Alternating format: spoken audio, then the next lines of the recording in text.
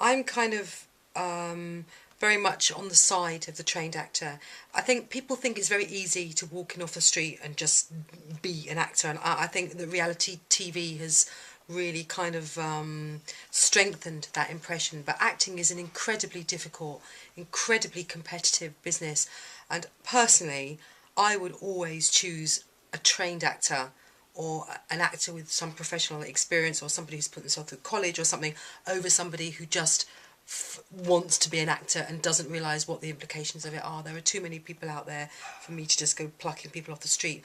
The majority of young actors who we see are the ones coming out of drama school, places like RADA and Central, who are on kind of a 3-year course, and it's something they tend to do instead of going to university. I mean, you can now earn degrees in it as well. You can get a BA, so it's kind of exactly like going to university, except you're training for a career in acting.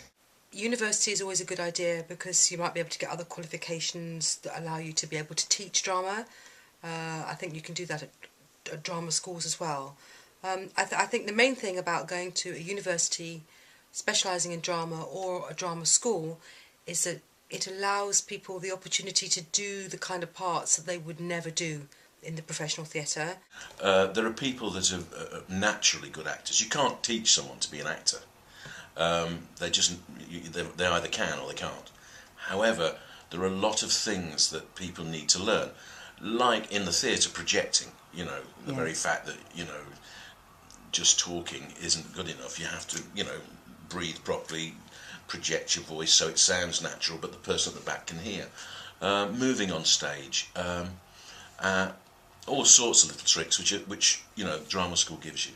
I think a great thing, I think Judi Dench said this, but she said that the difference between a professional actor, an actor that's trained, and another actor, is that an amateur might be as good as a professional, but can they do it 8 shows a week in the West End?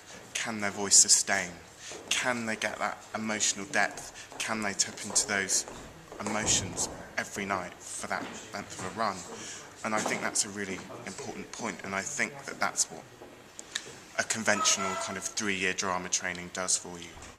I was lucky because I'd actually been to university before, so I had an academic background and I was a bit older coming in, and also that's an important point that it's not something that you have to necessarily make a decision about when you're 18. You may want to go and learn about something else at university and then decide I want to train to be an actor. At the end of the day, I don't think that you can teach somebody to act. You can go to drama school to improve, to learn how to do vocal techniques, acting techniques, all sorts of things, but you can't teach somebody how to be a good actor. You can either act or you can't. Pretty much all the drama schools now offer kind of 2-year courses, maybe a 1-year course as well. You've got places like the Actors Centre that offer kind of cut down mini courses as well.